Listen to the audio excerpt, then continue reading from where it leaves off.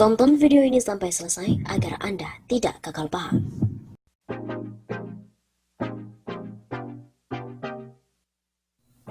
Undang-Undang Cipta Kerja ternyata ditemukan pasal selundupan.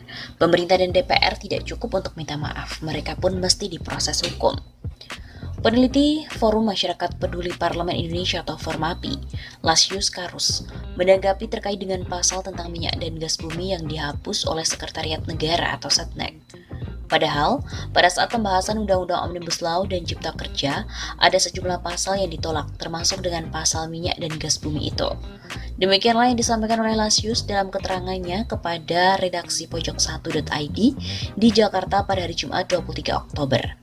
Fakta, ada pasal yang menurut Supratman sebenarnya sudah ditolak saat proses pembahasan, tapi nyatanya masih ada di naskah.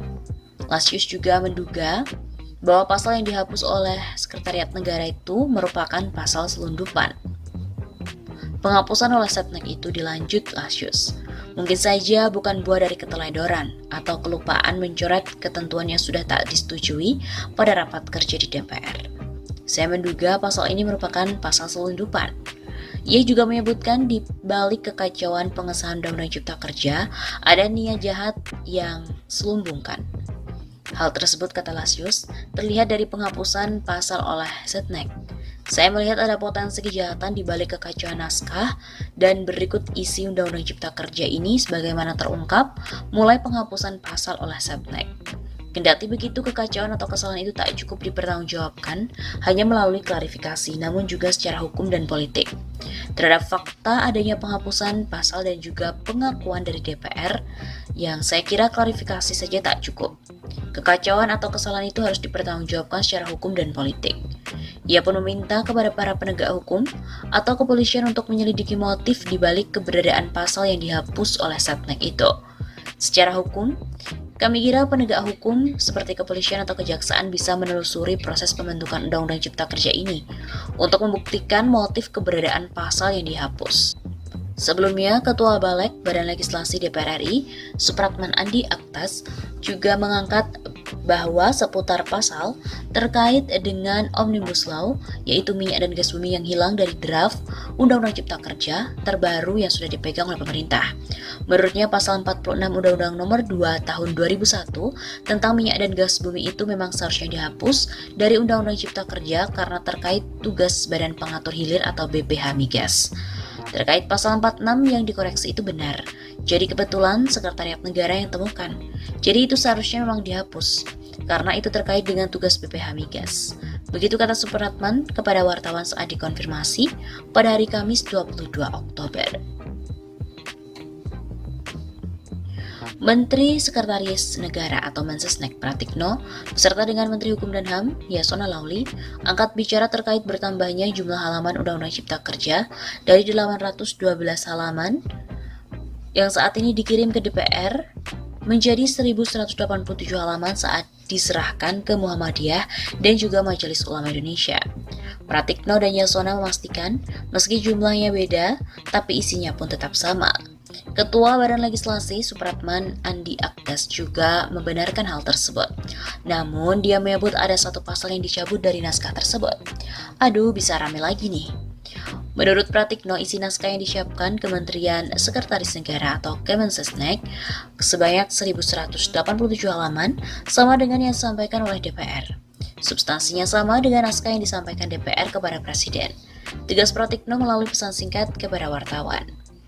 Pratikno juga menjelaskan setiap naskah undang-undang dilakukan formatting dan pengecekan teknis terlebih dahulu oleh Kementerian Sekretaris Negara sebelum disampaikan pada Presiden.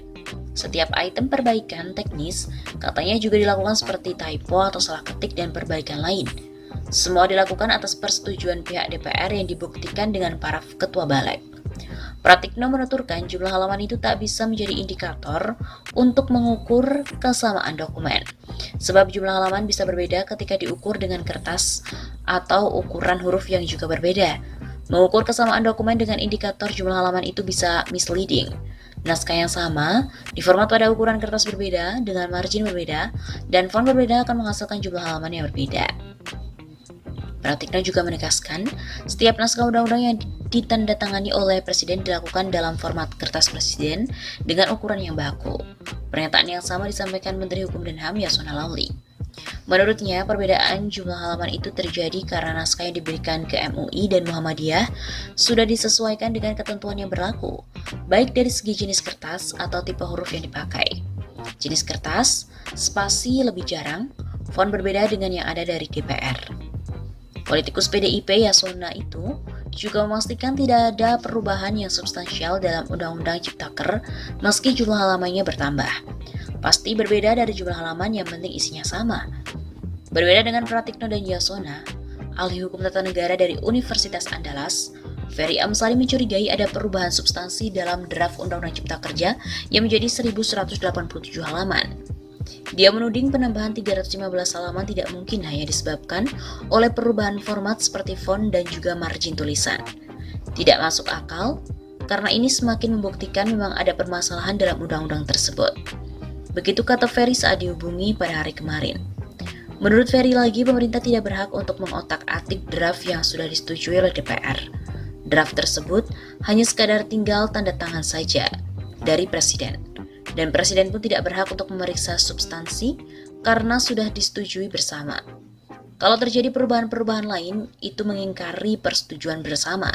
Ia menilai perubahan jumlah halaman ini semakin menunjukkan proses penyusunan Undang-Undang Cipta Kerja cacat formil dari Ketua Badan Legislasi atau Balek DPR Supratman Andi Aktas juga membenarkan soal halaman final sebanyak 1187 halaman. Selain karena persoalan bentuk huruf dan kertas, dia juga menyebut ada pencabutan satu pasal, yaitu pasal 46. Pasal 46 Undang-Undang Nomor 22 Tahun 2001 itu tentang minyak dan juga gas bumi.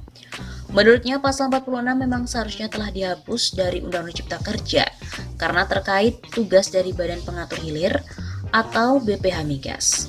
Jadi kebetulan Setnek Sekretariat Negara yang menemukan. Jadi itu seharusnya memang dihapus karena terkait dengan tugas BPH Migas. Dia juga menerangkan awalnya pemerintah mengusulkan pengalihan kewenangan penetapan tol fee dari BPH Migas ke Menteri Energi dan Sumber Daya Mineral atau ESDM. Akan tetapi, menurutnya DPR tidak menyetujui usulan tersebut dalam pembahasan di Panitia Kerja atau Panja RUU Cipta Kerja Balek DPR. Atas dasar itu, mereka pun membahas di Panja, tapi diputuskan tidak diterima di Panja, begitu katanya.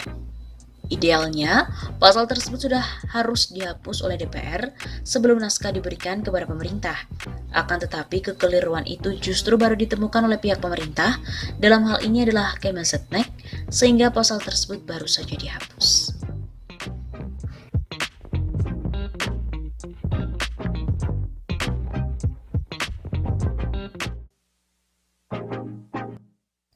Setahun Jokowi Ma'ruf, buruh mahasiswa akan kepung Istana 20 Oktober. Elemen buruh dan mahasiswa bakal kembali melakukan aksi demonstrasi menolak Undang-Undang Omnibus Law Cipta Kerja. Aksi turun ke jalan tersebut digelar hari ini, Selasa 20 Oktober. Ketua Konfederasi Aliansi Serikat Buruh Indonesia (KASBI), Nining Elitos mengatakan demonstrasi digelar berbarengan dengan momen 1 tahun Joko Widodo dan Wakil Presiden Ma'ruf Amin. Nining menyebut para buruh akan melakukan long march dari Universitas Indonesia (UI), Salemba, hingga depan Istana Kepresidenan Jakarta. Buruh dari berbagai serikat pekerja bergabung dalam aksi. Nining juga menegaskan tuntutan para buruh masih sama dengan aksi demonstrasi sebelumnya. Mereka menuntut agar Presiden Jokowi membatalkan Undang-Undang Cipta Kerja dan menerbitkan peraturan pengganti undang-undang atau Perpu. Aliansi Badan Eksekutif Mahasiswa Seluruh Indonesia atau BEMSI juga bakalan ikut turun aksi. Mereka kecewa lantaran Jokowi tak mau bertemu langsung menerima aspirasi pada aksi-aksi sebelumnya. Para mahasiswa hanya ditemui oleh staf khusus Presiden. Sekaligus bertepatan dengan 1 tahun kerja Bapak Jokowi Ma'ruf Amin, aksi dilaksanakan pada Selasa 20 Oktober. Remi menjelaskan, tuntutan mereka masih sama, yakni mendesak Jokowi mengeluarkan Perpu untuk mencabut Undang-Undang Cipta Kerja yang telah disahkan pada Senin 5 Oktober yang lalu.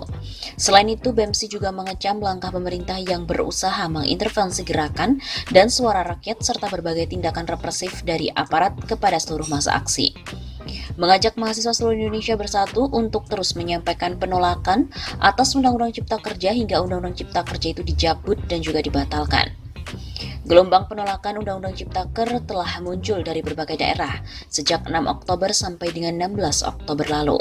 Masa dari elemen buruh, mahasiswa, pelajar dan juga masyarakat lainnya mendesak Jokowi untuk membatalkan Undang-Undang Cipta Kerja. Saat ini Undang-Undang Cipta Kerja telah diserahkan DPR kepada Jokowi. Mantan wali kota Solo itu tinggal menandatangani undang-undang tersebut sebelum diundangkan. Namun jika Jokowi enggan untuk menandatangani, Undang-Undang Cipta Kerja itu tetap berlaku setelah 30 hari.